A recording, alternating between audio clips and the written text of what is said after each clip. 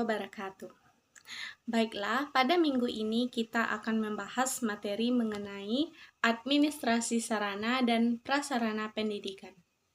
Sebelumnya kita ketahui bahwa sarana dan prasarana pendidikan adalah segala sarana yang ada di sekolah atau perguruan tinggi.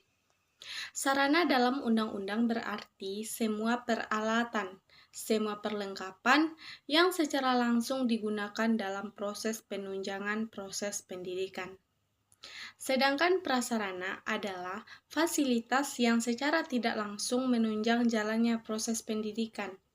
Artinya, di sini adalah prasarana tidak digunakan secara langsung dalam proses terjadinya pembelajaran di kelas, tetapi tanpa adanya prasarana kegiatan proses pembelajaran menjadi terganggu, malah cenderung bisa gagal atau bisa tidak terjadi. Administrasi sarana dan prasarana pendidikan berarti segala kegiatan dan segala pengelolaan mulai dari perencanaan kebutuhan sampai penataan lahan, bangunan, perlengkapan, serta berbagai macam perabotan yang termasuk kategori sarana dan prasarana pendidikan. Dengan tujuan supaya berdampak efektif dan efisien untuk proses pembelajaran dan pencapaian tujuan pendidikan. Jadi, pengelolaan itu dilakukan dalam rangka menunjang proses pendidikan untuk mencapai tujuan pendidikan itu sendiri. Selanjutnya, sarana dan prasarana ini terdiri atas beberapa kelompok. Ada 4 kelompok dalam sarana dan prasarana pendidikan. Yang pertama yaitu site atau lahan. Site atau lahan yaitu letak atau lokasi, lahan, tanah, jalan yang telah dipilih untuk didirikannya gedung sekolah atau perguruan tinggi atau lembaga pendidikan. Kelompok yang kedua yaitu building atau bangunan. Building atau bangunan yaitu semua struktur, semua bangunan, semua ruangan yang sengaja didirikan dan digunakan untuk kepentingan pendidikan demi kelancaran proses belajar mengajar. Yang ketiga yaitu equipment atau perlengkapan. Equipment atau perlengkapan yaitu suatu hal yang selalu kita pakai dan kita gunakan saat kegiatan pembelajaran berlangsung. Contohnya ATK, perlengkapan menggambar, perlengkapan olahraga, penerangan air, saran komunikasi, dan lain sebagainya. Dan yang terakhir yaitu furniture atau perabot. Furnitur atau perabot yaitu suatu perlengkapan yang dapat kita gunakan dalam proses pendidikan. Contohnya meja, kursi, lemari, dan lain-lain.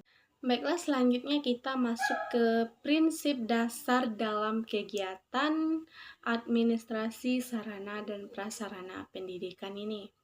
Ada beberapa macam prinsip dari administrasi sarana dan prasarana pendidikan. Yang pertama yaitu kegiatan administrasi sarana dan prasarana pendidikan yaitu menggambarkan nilai, harapan, dan menggambarkan citra masyarakat yang berlandaskan pada tujuan pendidikan.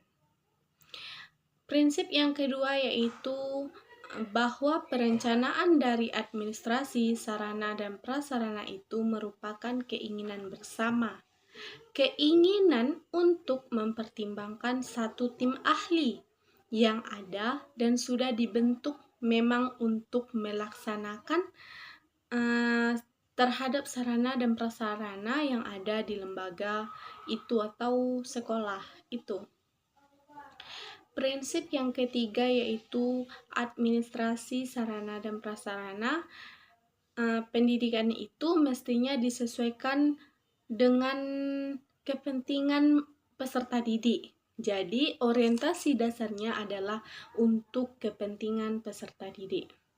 Prinsip sarana dan prasarana dari administrasi tersebut. Yang keempat adalah administrasi sarana dan prasarana pendidikan itu disesuaikan dengan kepentingan pendidikan yang bersumber pada kepentingan peserta didik dan pendidik serta tenaga kependidikan.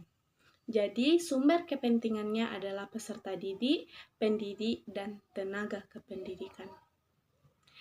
Prinsip yang terakhir yaitu adanya penanggung jawab yang handal dan yang bisa dipercaya untuk mengelola pendidikan itu, mulai dari kepala sekolah, wakil kepala sekolah, bidang sarana dan prasarana, dan lain sebagainya, yang punya kompetensi terkait dan bisa dipercaya. Baiklah, kita masuk ke aktivitas proses administrasi sarana dan prasarana pendidikan. Ada 8 aktivitas proses administrasi sarana dan prasarana pendidikan, yaitu perencanaan. Yang pertama, perencanaan. Perencanaan yaitu prinsip utama dari perencanaan. Kenapa? Kenapa administrasi itu terkait dengan sarana dan prasarana itu dibuat? Terkait dengan kebutuhan, pembelian, pengadaan itu direncanakan untuk 1 tahun pembelajaran. Prinsip dari perencanaan ini yaitu komprehensif, objektif, fleksibel, dan interdisiplin. Jadi sebelum kita mengadakan proses administrasi sarana dan prasarana, kita merencanakannya terlebih dahulu terkait dengan sarana dan prasarana apa yang akan dibuat, apa yang akan dibeli, dan apa yang akan kita adakan untuk kedepannya. Aktivitas selanjutnya dalam administrasi sarana dan prasarana pendidikan yaitu pengadaan. Pengadaan merupakan suatu kegiatan penyediaan semua barang atau semua kebutuhan barang, jasa, alat untuk keperluan pelaksanaan tugas.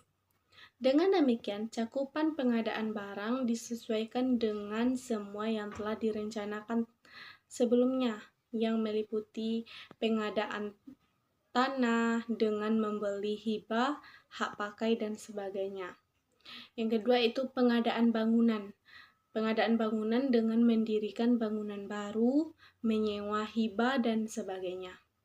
Yang ketiga itu pengadaan perabot seperti alat transportasi dan pendidikan dengan membeli hibah atau bahkan membuatnya sendiri. Aktivitas yang ketiga yaitu inventarisasi. Kegiatan inventarisasi merupakan aktivitas mencatat dan menyusun daftar barang. Inventaris dilakukan dalam rangka penyempurnaan pengurusan dan memberikan masukan berharga bagi efektivitas pengelolaan sarana dan prasarana. Aktivitas yang keempat yaitu penyimpanan. Aktivitas yang kelima yaitu penataan. Aktivitas yang keenam yaitu penggunaan. Aktivitas yang ketujuh yaitu pemeliharaan.